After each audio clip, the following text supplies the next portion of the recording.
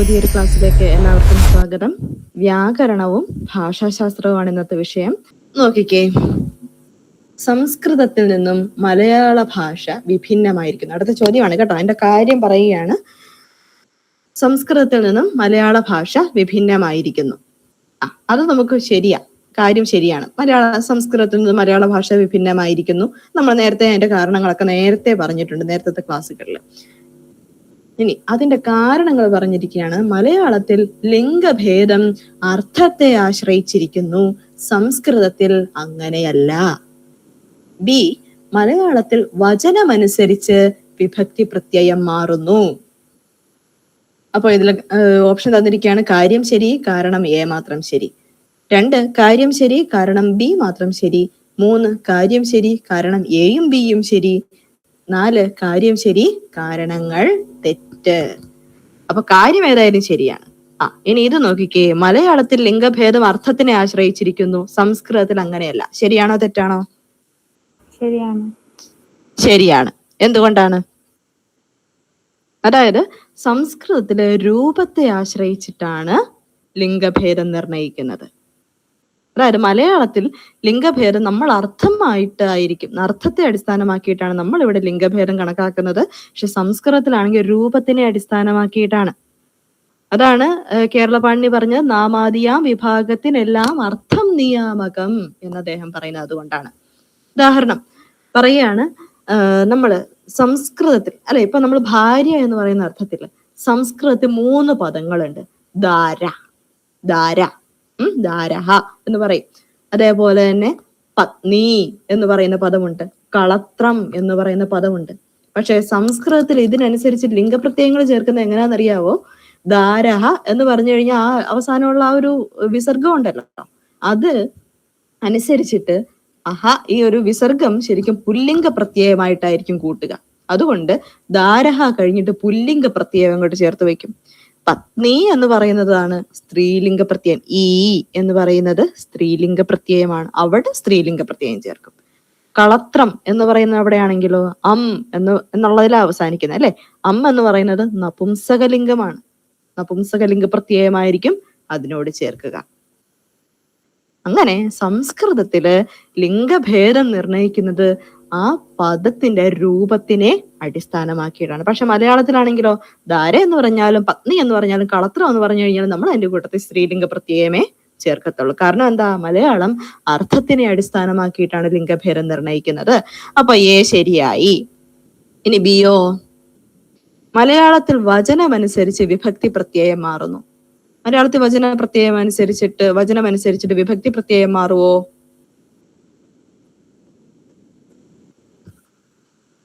വചനമനുസരിച്ചിട്ട് വിഭക്തി പ്രത്യയം മാറുമോ? ഇങ്ങനെയുള്ള സന്ദർഭങ്ങൾ നിങ്ങൾ എന്ത് ചെയ്യണമെന്നറിയാവോ? ഒരു പ്രകൃതിയും ഒരു പ്രത്യയവും ചേർത്തിട്ട്, അതായത് ഇപ്പൊ വചനമല്ലേ ചോദിച്ചിരിക്കുന്നത്, അപ്പൊ ഒരു വചനം അല്ലെങ്കിൽ ഒരു വചന പ്രത്യയം ചേർത്തിട്ട് ഒരു പദം നിങ്ങൾ അങ്ങോട്ട് ഉണ്ടാക്കുക. മരം എന്ന് പറയുന്നത് ഒരു ഏകവചനമാണ്, മരങ്ങൾ എന്ന് പറയുന്നത് ബഹുവചനമാണ് മലയാളത്തിൽ അല്ലെ. വചനം അനുസരിച്ചിട്ട് വിഭക്തി പ്രത്യയം മാറുമോ എന്നാ ചോദിക്കുന്നത്. മരം എന്നുള്ളത് നിർദ്ദേശികയിലാണെങ്കിൽ മരം എന്ന് തന്നെ, മരങ്ങൾ എന്നുള്ളത് നിർദ്ദേശികയിലാണെങ്കിൽ അത് മരങ്ങൾ എന്ന് തന്നെ. പ്രതിഗ്രാഹികയിലാണെങ്കിൽ മരം എന്ന് പറയുന്ന ഏത് വരും? പ്രതിഗ്രാഹിക വിഭക്തിയാണെങ്കിൽ അതിന്റെ വിഭക്തി പ്രത്യയം ചേർത്തിട്ട് മരത്തെ പറഞ്ഞേ. മരം. ഇപ്പൊ ഞാൻ പറഞ്ഞു കഴിഞ്ഞു. മരത്തെ. അപ്പൊ മരങ്ങൾ എന്നുള്ളതിനെ അത് തന്നെ മരത്തെ. അപ്പൊ മരങ്ങൾ എന്നുള്ളതിനെ അപ്പൊ പ്രതിഗ്രാഹിക വിഭക്തിയിൽ പ്രയോഗിച്ചേ. മരങ്ങളെ. ഇവിടെ വിഭക്തി പ്രത്യയം മാറിയോ? മരത്തെ എന്ന് പറയുമ്പോ മരം അത്ത് എന്നുള്ളത് ഇടനിലയാണ്, എ എന്ന് പറയുന്നത് അവിടെ നിൽക്കുന്നു അല്ലെ. മരങ്ങളെ എന്ന് പറയുമ്പോൾ മരം കൾ എ. ഇവിടെ എവിടെയെങ്കിലും വിഭക്തി പ്രത്യയം മാറുന്നുണ്ടോ? ഇല്ല. ഇനി വേറെ ഉദാഹരണം വേണമെങ്കിൽ അതൊന്നും നോക്കിക്കോ. മരം എന്നുള്ള മരങ്ങൾ, ഇതിനെ രണ്ടിനെ നിങ്ങൾ ഉദ്ദേശികയിൽ പ്രയോഗിച്ചേ. ഉദ്ദേശികയിൽ പ്രയോഗിച്ചു കഴിയുമ്പോ ഏതൊക്കെ കിട്ടും? ഉദ്ദേശികയുടെ പ്രത്യയങ്ങൾ ചേർത്ത് വരുമ്പോ മരത്തിന് മരങ്ങൾ എന്നുള്ളതിന് മരങ്ങൾക്ക്. ഇവിടെ പ്രത്യയത്തിന് വ്യത്യാസം വന്നോ? ഉദ്ദേശികയുടെ പ്രത്യയങ്ങൾ തന്നെയല്ലേ രണ്ടും? അപ്പൊ എന്ത് പറ്റും? മലയാളത്തിൽ വചന പ്രത്യയം അനുസരിച്ച് വിഭക്തി പ്രത്യയം മാറുന്നു എന്ന് പറയുന്ന ആ ഒരു സെന്റൻസ് തെറ്റാണ്. അപ്പോ ഇവിടെ ഒരൊറ്റ സെന്റൻസേ ശരിയുള്ളൂ. കാരണങ്ങളിൽ എ മാത്രമാണ് ശരി. ലിംഗഭേദം അർത്ഥത്തെ ആശ്രയിച്ചിരിക്കുന്നു. സംസ്കൃതത്തില് അങ്ങനെയല്ല കേട്ടോ. ഇവിടെ ഞാൻ കൊടുത്തിട്ടുണ്ട്, ഒന്ന് പറഞ്ഞേ ഉള്ളൂ. ഇത് പറയാൻ പറ്റുമല്ലോ. ഭാഷോൽപത്തി ചർച്ചയിൽ മിശ്രജന്യവാദം അവതരിപ്പിച്ചതാരാ? മിശ്രജന്യവാദം, ഭാഷാ മിശ്രവാദം എന്നൊക്കെ അറിയപ്പെടും. ആരാടാ പറഞ്ഞേ? ഇളംകുളം കുഞ്ഞൻപിള്ള. ഇത് പറയാൻ പറ്റുമോ? പി ശങ്കരൻ നമ്പ്യാരുടെ ഘട്ടവിഭജന ക്രമം ഏതാണ്? ഒന്ന്, അതായത് അദ്ദേഹത്തിന്റെ സാഹിത്യ ചരിത്ര ഗ്രന്ഥത്തില് നമ്മുടെ ഭാഷാ ചരിത്രങ്ങളെ വിഭജിച്ചത് എങ്ങനെയാണ്? പ്രാചീന മലയാളം, മധ്യ മലയാളം, ആധുനിക മലയാളം എന്നാണോ? കരിന്തമിഴുകാലം. അതെ അതെ, പ്രാചീന മലയാളം, മധ്യ മലയാളം, മധ്യ മലയാളം, ആധുനിക മലയാളം എന്നിങ്ങനെയാണ് പി ശങ്കരൻ നമ്പ്യാരുടെ കാലഘട്ട വിഭജന ക്രമം. ഈ പരതന്ത്രഘട്ടം, സംക്രമണഘട്ടം, സ്വതന്ത്രഘട്ടം, ഇത് ഏതിന്റെയാന്ന് പറയാൻ പറ്റുമോ? ഇത് ആരുടെ ആയിരിക്കും? അതെ, CL ആന്റണിയുടേതാണ് അല്ലെ. അതായത് ഭാഷാ സംക്രമണ വാദം എന്ന് പറയുന്ന വാദമാണ് കേട്ടോ. കരിന്തമിഴുകാലം, പഴയ മലയാള കാലം, മധ്യ മലയാള കാലം, നവീന മലയാള കാലം എന്നിങ്ങനെ വേർതിരിച്ചത് പി ഗോവിന്ദപിള്ളയാണ്. മലയാള ഭാഷ ചരിത്രത്തിലാണ് കേട്ടോ. ഇനി കരിന്തമിഴുകാലം, മലയാളകാലം, മലയാണ്മക്കാലം എന്ന് വിളിച്ചത് AR രാജരാജവർമ്മയാണ്. കേരള പാണിനീയത്തിന്റെ പീഠികയിലാണ് കേട്ടോ.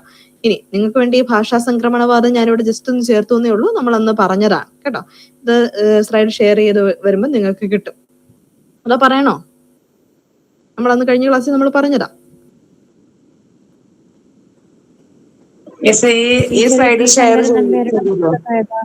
എന്നെ മോനെ കേട്ടില്ല. ഈ സ്ലൈഡുകളൊക്കെ ഷെയർ ചെയ്തു തരും ഞങ്ങൾക്ക്? ചെയ്തു തരാമല്ലോ. ഞാൻ സാറിന് ഇട്ട് കൊടുത്തേക്കാം. പി ശങ്കരൻ നമ്പ്യാരുടെ പുസ്തകം അത് മലയാള ഭാഷാ ചരിത്ര സംഗ്രഹമാണ് കേട്ടോ. സംഗ്രഹം എന്ന് പറയുമ്പോൾ പി ശങ്കരൻ നമ്പ്യാരുടെ ആണെന്ന് ഓർത്താ മതി. സംഗ്രഹം. ഇനി കണ്ടോ ചോദ്യങ്ങൾ ചടപട വരുന്ന കണ്ടോ? മലയാളം ആദിദ്രാവിഡത്തിന്റെ സ്വതന്ത്ര ശാഖ. ഭാഷാ സംക്രമണത്തിന്റെ സൈഡ് ഒന്ന് കാണിക്കും. അതായത് 3 ഘട്ടങ്ങളായിട്ടാണ് ഭാഷാ സംക്രമണം നടക്കുന്നത് എന്ന് പറഞ്ഞ് CL ആന്റണി അവതരിപ്പിച്ച ഒരു വാദമാണ്. ഭാഷയുടെ പരിണാമ പ്രക്രിയയാണ്. അടുത്തത് ഇത് സംക്രമണ ഘട്ടം, സ്വതന്ത്ര ഘട്ടം. ആദ്യത്തേത് പരതന്ത്ര ഘട്ടമായിരുന്നു കേട്ടോ. പരതന്ത്രം എന്ന് വെച്ച് കഴിഞ്ഞാൽ അപ്പോഴേ ഓർത്തോണം, പാരതന്ത്ര്യം, അതായത് സ്വാതന്ത്ര്യം ഇല്ലായ്മ. നമ്മുടെ സാധാരണക്കാരുടെ ഭാഷ സംസ്കൃതത്തിനും ഗ്രന്ഥഭാഷയ്ക്കും ഒക്കെ അടിമപ്പെട്ട് കിടന്നൊരു കാലം, സ്വാതന്ത്ര്യമില്ലാതിരുന്നൊരു കാലം. ഓക്കെ. ഇനി സംക്രമണഘട്ടവും സ്വതന്ത്ര ഘട്ടവും. ഓക്കെ, ദെൻ കണ്ടോ ചോദ്യങ്ങൾ വരുന്ന കണ്ടല്ലോ. മലയാളം ആദിദ്രാവിഡത്തിന്റെ സ്വതന്ത്ര ശാഖ പറഞ്ഞതാരാ? എന്റെ കൂട്ടത്തിൽ ആരെങ്കിലും ഉണ്ടോ? അഥവാ ആദ്യത്തേത് അറിയാൻ പറ്റുന്നില്ലെങ്കിൽ അടുത്തത് റിലേറ്റ് ചെയ്ത് നോക്കുക. മലയാളം സംസ്കൃതജന്യം എന്ന് പറഞ്ഞ ആരെങ്കിലും ഉണ്ടോ എന്റെ കൂട്ടത്തില്? വടക്കൻകൂർ അല്ലെ. അപ്പൊ B5 വരുന്ന ഏതാന്ന് നോക്കുക അല്ലെ. B5 വരുന്നത് രണ്ടാമത്തേതാണ് കേട്ടോ. രണ്ടാമത്തേതാണ്. മലയാളം ഭാഷാ സംക്രമണത്തിലൂടെയാണെന്ന് പറഞ്ഞ നമ്മൾ നേരത്തെ പറഞ്ഞ സാധനം ആരാ? CL ആന്റണി. അപ്പൊ അങ്ങനെയാണെങ്കിൽ ചെന്തമിഴ് സംസ്കൃതത്തോട് ചേർന്ന് മലയാളം രൂപപ്പെട്ടു. ആര് പറഞ്ഞു? ചെന്തമിഴ് സംസ്കൃതത്തിനോട് ചേർന്നാണ് മലയാളം രൂപപ്പെട്ടെന്ന് പറഞ്ഞത് നമ്മൾ നേരത്തെ പറഞ്ഞു. മിശ്രഭാഷാജന്യം. ഇളംകുളം. അപ്പൊ മലയാളം ആദിദ്രാവിഡത്തിന്റെ സ്വതന്ത്ര ശാഖയാണെന്ന് പറഞ്ഞത് ഇദ്ദേഹമാണ്, ശേഷഗിരി പ്രഭു കേട്ടോ. അദ്ദേഹം കൂടി ഈ ഒരു ആദിദ്രാവിഡ ജന്യവാദത്തിന്റെ അല്ലെങ്കിൽ സ്വതന്ത്ര ശാഖാവാദത്തിന്റെ വക്താവാണ് ശേഷഗിരി പ്രഭു കേട്ടോ. അതും കൂടി ഒന്ന് ഓർത്തോണേ. അടുത്ത ചോദ്യമാണ്, ലീലാതിലകത്തിലെ കൂന്തൽവാദത്തിന്റെ പൊരുൾ. കൂന്തൽവാദം നിങ്ങൾക്കറിയാം. മണിപ്രവാളത്തില് ആദ്യത്തെ ഓപ്ഷൻ ഇതാണ്. മണിപ്രവാളത്തിൽ സംസ്കൃത പ്രാധാന്യത്തെ ഊന്നി പറഞ്ഞു. 2 തമിഴ് ഭാഷാ പ്രാധാന്യത്തെ ഊന്നിപ്പറഞ്ഞു. 3 കേരള ഭാഷയും വിഭക്തിയന്ത സംസ്കൃതവും തമ്മിലുള്ള യോഗമേ മണിപ്രവാളമാകൂ എന്ന സിദ്ധാന്ത കഥനം. 4 മണിപ്രവാളത്തിൽ കന്നഡ ഭാഷാ പദങ്ങളുടെ യോഗമുണ്ടെന്ന് സിദ്ധാന്തിച്ചു. ഇതിലേതാടാ പറ? കൂന്തൽവാദം ഇതിലേതിനായിരിക്കും ഏറെ ആപ്റ്റായിരിക്കുക? 3 ടീച്ചർ. 3 അല്ലെ? കാരണം എന്താണ്? കേരള ഭാഷയും വിഭക്തിയന്ത സംസ്കൃതവും തമ്മിലുള്ള യോഗമേ മണിപ്രവാളമാകൂ എന്നാണ് പറയുന്നത്. പൂർവപക്ഷകാരൻ പറഞ്ഞ എന്താണ്? അതില് മറ്റ് ഭാഷയിൽ അല്ലെ പാണ്ഡ്യ ഭാഷയിൽ നിന്നുള്ള അല്ലെ കന്നഡ ഭാഷയിൽ നിന്നുള്ള പദങ്ങളൊക്കെ ഈ ഒരു മണിപ്രവാളത്തിൽ ഉണ്ടല്ലോ. അപ്പോ കന്നഡ ഭാഷയും ഇതിന്റെ കൂട്ടത്തിൽ ചേരുന്നതല്ലേ? കന്നഡ ഭാഷയും കേരള ഭാഷയും സംസ്കൃതവും ഒക്കെ കൂടി ചേരുമ്പോഴല്ലേ മണിപ്രവാളം ഉണ്ടാവുക എന്നല്ലേ അദ്ദേഹം ചോദിച്ചത്. അപ്പോ ലീലാതിലകരൻ എന്ത് പറയും? ജന്മം ചെയ്തു കഴിഞ്ഞാൽ അദ്ദേഹം കേരള ഭാഷയും സംസ്കൃത ഭാഷയും അല്ലാതെ വേറൊരു ഭാഷ മണിപ്രവാളത്തിലുണ്ടെന്ന് സമ്മതിക്കത്തില്ല. അപ്പൊ അദ്ദേഹം പറയുന്നത് അതെല്ലാം ഭാഷ സാരൂപ്യമാണ്, അല്ലെങ്കിൽ ഒരേപോലെ തോന്നിക്കുന്ന പദങ്ങൾ മാത്രമാണ്, അതല്ലാതെ ആ ഭാഷയിലുള്ള പദങ്ങളെ ഇങ്ങോട്ട് കടമെടുത്തതല്ല എന്ന് വാദിച്ചുകൊണ്ട് ഒരു ഭാഷാഭിമാനം ഉയർത്തിപ്പിടിക്കുന്ന ഒരു വാദം കൂടിയാണ് ഈ കൂന്തൽ വാദം കേട്ടോ. അപ്പൊ കേരള ഭാഷയും വിഭക്തിയന്ത സംസ്കൃതവും ചേരുമ്പോഴേ മണിപ്രവാളമാകൂ, അല്ലാതെ ഉള്ള വേറെ ഭാഷാ മിശ്രങ്ങളുണ്ട്, അത് കേവലം ഭാഷാ മിശ്രങ്ങളാണ്, മണിപ്രവാളമല്ല എന്നാണ് പറയുന്നത്. ഓക്കെ, നോക്കിയേ. തമിഴിനും മലയാളത്തിനും സമാനമായ പൂർവ്വദശ ഉണ്ടായിരുന്നു എന്ന് അഭിപ്രായപ്പെട്ടതാരാ? കാൾഡ്വലാണോ, ഗുണ്ടർട്ടാണോ, കേരള പാണിനിയാണോ, ഉള്ളൂരാണോ? തമിഴിനും മലയാളത്തിനും ഗുണ്ടർട്ടല്ല, കാൾഡ്വലാണ് കേട്ടോ. കാരണം അതുകൊണ്ടാണ് അദ്ദേഹം താരതമ്യ വ്യാകരണം എഴുതിയത്. കാരണം ഇതിനൊക്കെ താരതമ്യം ചെയ്യണമെങ്കിൽ ഇതൊക്കെ തമ്മിൽ എന്തെങ്കിലുമൊക്കെ ബന്ധം ഉണ്ടായിരിക്കണമല്ലോ. അപ്പൊ കാൾഡ്വലാണ് ഈ രണ്ടിനും സമാനമായിട്ടുള്ള ഒരു പൂർവ്വദശ ഉണ്ടായിരുന്നു എന്ന് വാദിച്ചത്. കണ്ടോ? ഈ ഭാഷോൽപത്തിവാദങ്ങളിൽ നിന്ന് എത്ര ചോദ്യങ്ങളാ? കാൾഡ്വല്, ഇളംകുളം, കേരള പാണിനി, LVR. പറഞ്ഞേ ആരെയൊക്കെ നിങ്ങൾക്ക് പരിചയമുണ്ട്? ഒട്ടുമിക്കവരെയും പരിചയമുണ്ടല്ലോ. ഇളംകുളം മിശ്ര ഭാഷാവാദം. കാൾഡ്വലോ? തമിഴിന്റെ ഉപഭാഷ.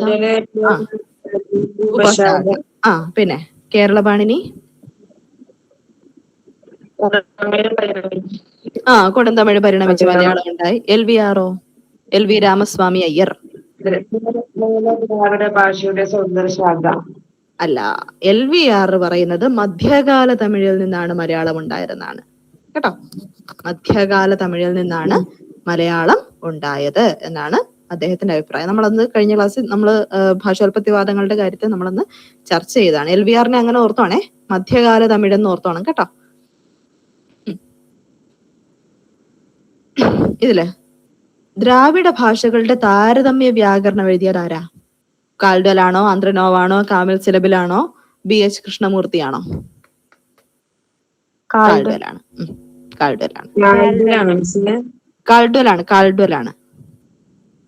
അതിന്റെ ആ കൃതിയുടെ മുഴുവൻ പേര് comparative grammar of the Dravidian or south Indian family of languages എന്നാണ് കേട്ടോ. 1856 പ്രസിദ്ധീകൃതമായത്. അതിനെ ആ കൃതിയെ കുറിച്ച് ഒന്ന് നോക്കിയിട്ട് പോകുന്നത് എന്തുകൊണ്ടും നല്ലതാണ്. ഈ കൃതിയിൽ തെക്കേ ഇന്ത്യയിലെ ഭാഷകൾ ഒരേ ഗോത്രത്തിൽ ഉൾപ്പെടുന്നു എന്ന് തെളിയിക്കുകയും ആ ഭാഷാ ഗോത്രത്തിന് അദ്ദേഹം ദ്രാവിഡ ഗോത്രം എന്ന പേര് കൊടുക്കുകയും ചെയ്തു. ഇത് മലയാളത്തിലേക്ക് പരിഭാഷപ്പെടുത്തിയത് ഡോക്ടർ SK നായരാണ്. ഡോക്ടർ SK നായർ 1973 76 കേട്ടോ. ഇതിന്റെ അധ്യായങ്ങളൊക്കെ ഞാൻ ഇവിടെ കൊടുത്തിരിക്കുന്നതേ ഉള്ളൂ. ആദ്യത്തേല് ധ്വനി പഠനവും രണ്ടാമത്തേല് ധാതുക്കളും ഒക്കെയാണ്. മൂന്നാമത്തെ ഭാഗത്തിന് 3 ഖണ്ഡങ്ങളുണ്ട്. പിന്നെ ഈ ശൂദ്ര ശബ്ദത്തിന്റെ ആദ്യകാല പ്രയോഗങ്ങൾ, ശൂദ്രൻ അല്ലെ, ആ ഒരു ശബ്ദത്തിന്റെ ആദ്യകാലത്തെ പ്രയോഗങ്ങളും അതിന്റെ അർത്ഥവ്യാപ്തിയും ആര്യന്മാർക്ക് മുമ്പുള്ള ദ്രാവിഡ സംസ്കാരവും ദ്രാവിഡരുടെ ആര്യ സംസ്കാര വ്യാപ്തിയും ഒക്കെ ഈ ഒരു പ്രവേശകത്തില് നമ്മൾ കേരള പാണിനിയുടെ പീഠിക പറയത്തില്ലേ, അതേപോലെ തന്നെ ഇതിലൊരു പ്രവേശകമായിട്ട് കൊടുത്തിട്ടുണ്ട്. അതിൽ ഈ പറയുന്ന കാര്യങ്ങളെല്ലാം ചർച്ച ചെയ്യുന്നുണ്ട്. കുറെയൊക്കെ സാംസ്കാരിക സാമൂഹിക പരിണാമങ്ങളെ കുറിച്ചിട്ടാണ് കേട്ടോ. ഇതിന്റെ അവസാനത്തെ അധ്യായമാണ് 8ാമത്തെ ഭാഗത്തിലാണ് ഇൻഡോ യൂറോപ്യൻ ബന്ധങ്ങളെക്കുറിച്ചും സെമിറ്റിക് ബന്ധങ്ങളെക്കുറിച്ചും സിഥിയൻ ബന്ധങ്ങളെക്കുറിച്ചും ഒക്കെ പറയുന്നുണ്ട്. അതായത് മറ്റു ഭാഷകളുമായിട്ടുള്ള ബന്ധങ്ങളെ കുറിച്ചിട്ടാണ് പറയുന്നത് കേട്ടോ.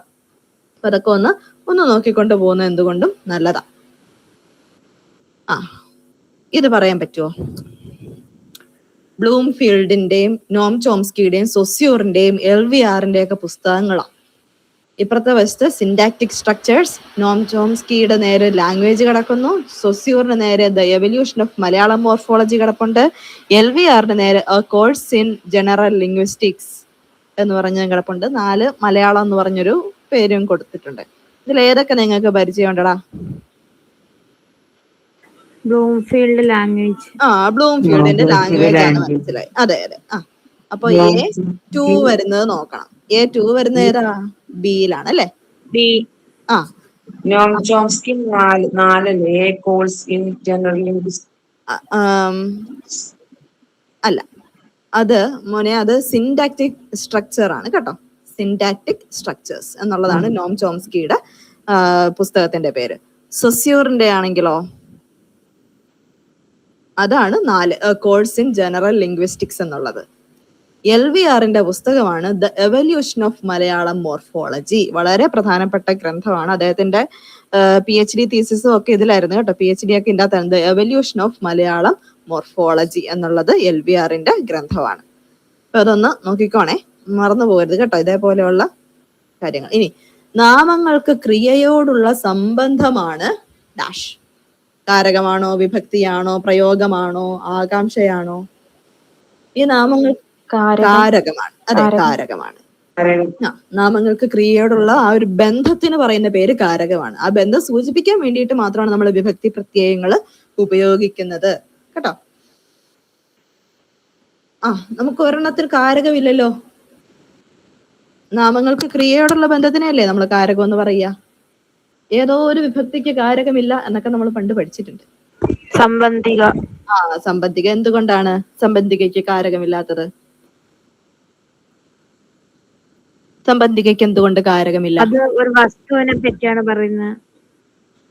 അതായത് 2 നാമപദങ്ങളെ തമ്മിലാണ് ഈ സംബന്ധിക പ്രത്യയം കണക്ട് ചെയ്യുന്നത്. മറ്റുള്ളതെല്ലാം നാമത്തിനെയും ക്രിയയെയും ആയിരിക്കും. അതായത് ഒരു നാമം കഴിഞ്ഞ ഉടനെ അടുത്ത ക്രിയ വരും. ഇപ്പോ നമ്മൾ പറയാ മരത്തെ തൊട്ടു. മരത്തെ തൊട്ടു. മരം എന്ന് പറയുന്ന വാക്കുണ്ട്. എന്ന് പറയുന്ന പ്രതിഗ്രാഹിക വിഭക്തിയുടെ പ്രത്യയമുണ്ട്. തൊട്ടു എന്ന് പറയുന്ന ക്രിയയുണ്ട്. ഇതിൽ മരം എന്ന് പറയുന്ന നാമമാണ്. തൊട്ടു എന്ന് പറയുന്ന ഒരു ക്രിയയാണ്, ഒരു ഭൂതകാല ക്രിയയാണ്.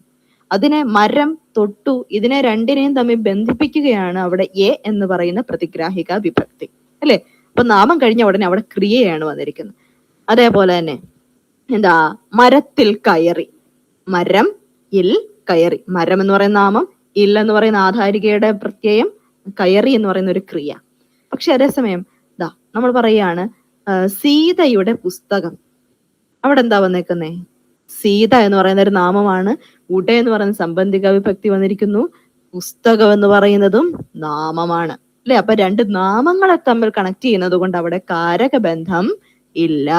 അതുകൊണ്ടാണ് സംബന്ധികയ്ക്ക് കാരകമില്ലാത്തത്. ഓക്കെ ആണല്ലോ. ഇവിടെ ജസ്റ്റ് അതിന്റെ പ്രത്യയവും കാരകങ്ങളും ഒക്കെ ഒരു ഉദാഹരണ സഹിതം ഞാനിങ്ങനെ കൊടുത്തിരിക്കുന്നതേ ഉള്ളേ. നിർദ്ദേശിക, പ്രതിഗ്രാഹിക, സംയോജിക, ഉദ്ദേശിക, പ്രയോജിക, സംബന്ധിക, ആധാരിക, നിപ്രസം, ഉപ്രസം, എന്ന് നമ്മൾ ചുരുക്കത്തിൽ നമ്മൾ പറയും. അതിന്റെയൊക്കെ കാരകങ്ങളൊക്കെ ഒന്ന് നോക്കി വെച്ചോണം. പ്രത്യയങ്ങളും കൂടി ഒന്ന് നോക്കി വെച്ചോണം. ഇതിൽ സംബന്ധികയ്ക്ക് മാത്രം കാരകമില്ല, നിർദ്ദേശികയ്ക്ക് പ്രത്യയവും ഇല്ല. നോക്കിക്കേ, ഇവിടെ ഞാൻ അവിടെ ഒരു ഉത്തരം തന്നെ കൊടുത്തിട്ടുണ്ട്. മലയാള ഭാഷാ വിജ്ഞാനത്തിന് LV രാമസ്വാമി അയ്യരുടെ സംഭാവന ഒരു വിമർശനാത്മക പഠനം. ഇത് സൗമ്യ ബേബിയുടെ കൃതിയാണ് കേട്ടോ. സൗമ്യ ബേബി എന്ന ഗവേഷകയുടെ ഒരു കൃതിയാണ്. അതൊന്ന് നോട്ട് ചെയ്തോണേ. നോക്കിക്കേ, ചെയ്യുക, ചെയ്യുക, ഈ 3 രൂപങ്ങളും നടുവിനയച്ചങ്ങൾ എന്ന നിലയിൽ സാധുവാണ്. ജസ്റ്റ് ഇത്രയേ ഉള്ളൂ. എന്ന് പറഞ്ഞാലും ചെയ്യുക എന്ന് പറഞ്ഞാലും ചെയ്യുക എന്ന് പറഞ്ഞാലും ഈ മൂന്നെണ്ണവും നടുവിനേച്ചങ്ങളാണോ എന്നുള്ളതാണ് ചോദ്യം. അപ്പൊ എ പറയുന്നു അല്ല, തെറ്റാണ്. ബി പറയുന്നു ശരിയാണ്. സി പറയുന്നു ചെയ്യുക ചെയ്യുക എന്നിവ മാത്രമാണ് ശരി. ഡി പറയുന്നു ചെയ്യ മാത്രമാണ് ശരി. ഏതാളാ ശരി? മൂന്നും ശരിയാണോ? അതിൽ ഏതെങ്കിലും ഒന്നോ രണ്ടോ എണ്ണം വീതമാണോ ശരി? ചെയ്യുക ചെയ്യുക ഇത് മൂന്നും നടുവിനേച്ചങ്ങളാണോ എന്നാണ് ചോദ്യം. മൂന്നും ശരിയല്ലേ? മൂന്നും ശരിയാണ്. മൂന്നും ശരിയാണ് കേട്ടോ. മൂന്നും ശരിയെന്ന് വെച്ച് കഴിഞ്ഞാൽ അതായത് എന്തുവാണ് ഈ വിനയിച്ചോ എന്ന് വെച്ച് കഴിഞ്ഞാൽ എന്താ അർത്ഥം? ഈ ക്രിയയ്ക്ക് എച്ചമായിട്ട് അല്ലെ, വിനയ്ക്ക് എച്ചമായിട്ട് നിൽക്കുന്ന, അതായത് ക്രിയയ്ക്ക് വിശേഷണമായി നിൽക്കുന്ന മറ്റു ക്രിയകളെയാണ് നമ്മൾ വിനയച്ചം എന്ന് വിളിക്കുന്നത്. അപ്പൊ അങ്ങനെ വരുമ്പോ അവിടെ രണ്ട് ക്രിയകൾ ഉണ്ടാവും. ഒന്ന് അപൂർണക്രിയ, ഒന്ന് പൂർണ്ണക്രിയയും. ഈ അപൂർണക്രിയ ഏത് സമയത്താണ് നടക്കുന്നത്? പൂർണ്ണക്രിയയുടെ കാര്യം നിൽക്കട്ടെ, പൂർണ്ണക്രിയ അവിടെ സ്റ്റേബിൾ ആയിട്ട് നിൽക്കുന്നു. ഈ അപൂർണക്രിയ പൂർണ്ണക്രിയക്ക് മുൻപാണോ നടക്കുന്നത് എങ്കിൽ അതിനെ നമ്മൾ എന്ത് പറയും? മുൻ വിനയച്ചം എന്നാണ് വിളിക്കുക. പൂർണ്ണക്രിയ നടന്നതിന് ശേഷം പിന്നാലെ മാത്രമേ അപൂർണക്രിയ നടക്കത്തുള്ളൂ എങ്കിൽ അതിനെ നമ്മൾ പിൻവിനയച്ചം എന്ന് വിളിക്കും. തൻ വിനയിച്ചെങ്കിൽ ഇത് രണ്ടും കൂടി ഒരുമിച്ചേ നടക്കത്തുള്ളൂ. പൂർണ്ണക്രിയ നടക്കുന്നതിനോടൊപ്പം തന്നെ അപൂർണക്രിയ നടക്കും. പാക്ഷിക വിനയിച്ചെങ്കിലോ പൂർണ്ണക്രിയ നടന്നാൽ മാത്രമേ അപൂർണക്രിയ നടക്കത്തുള്ളൂ. നടുവിനയിച്ചമാണെങ്കിൽ ഇതിലൊന്നിലും പെടത്തില്ല. അത് ഏത് കാലത്തിലും ഏതൊരു വിഭക്തിയിൽ ഏതൊരു പ്രകാരത്തിലും മാറ്റമില്ലാതെ നിൽക്കുന്നതാണ്. അതായത് മൂന്ന് കാലത്തിലും ഏത് ലിംഗത്തിലും പുരുഷനിലും ഒന്നുമില്ലാതെ ക്രിയയുടെ സാധാരണ അടിസ്ഥാന രൂപം മാത്രമായിരിക്കും നടുവിനേച്ചത്തിൽ കാണുക. നടുവിനേച്ചമാണോ എന്ന് ഐഡന്റിഫൈ ചെയ്യാൻ ഈ മൂന്ന് സാധനം അതിൻ്റെ അകത്തുണ്ടോ എന്ന് നോക്കിയാൽ മതി. ക, ആ, ഊക. ക, ആ, ഊക. നമുക്ക് എന്തായിരുന്നു ഉണ്ടായത്? ചെയ്യുക എന്നുള്ളതായിരുന്നു. ചെയ് എന്ന് പറയുന്ന ധാതുവിനോട് ക ചേർത്ത് കഴിഞ്ഞാൽ ചെയ്യുക എന്നുള്ളതായി. ചെയ് എന്നുള്ളതിനോട് ആ ചേർത്ത് കഴിഞ്ഞാൽ അതിനോടൊപ്പം ഈ അകാരം കൂടെ അങ്ങ് കൂടി ചേർന്ന് സന്ധി പ്രകാരം അങ്ങ് ചേർന്നിട്ട് ചെയ്യ എന്നായി അല്ലെ. ചെയ് ഊക്ക എന്ന് ചെയ്തു കഴിഞ്ഞാൽ ചെയ്യുക എന്നായി. അപ്പൊ ഇത് മൂന്നും എന്താണ്? നടുവിനേച്ചത്തിന്റെ പ്രത്യയങ്ങളാണെന്ന് ഓർത്തോളുക. നടുവിനേച്ചത്തിനെ ഐഡന്റിഫൈ ചെയ്യാനുള്ള കാര്യമാണ് കേട്ടോ പറഞ്ഞു തരുന്നത്. അപ്പോ എന്താണ് നമ്മുടെ ചോദ്യം? എന്തായിരുന്നു? ചെയ്യുക ചെയ്യുക അല്ലെ. ഇവിടെ ചെയ്യ എന്ന് പറയുമ്പോ അവിടെ ആ വന്നു, ഇവിടെ കാ വന്നു, ഇവിടെ ഉകാ വന്നു അല്ലെ. അപ്പൊ ഇത് മൂന്നും നടുവിനയച്ചം ആണ്. ഓക്കെ, ക്ലിയർ ആണോ? നടുവിനയച്ചം നിങ്ങൾക്ക് അറിയായിരുന്നല്ലോ അല്ലെ. ക്ലിയർ ആണോ? നടുവിനയച്ചം ക്ലിയർ ആണോ? Okay miss. ഓക്കെ. ആ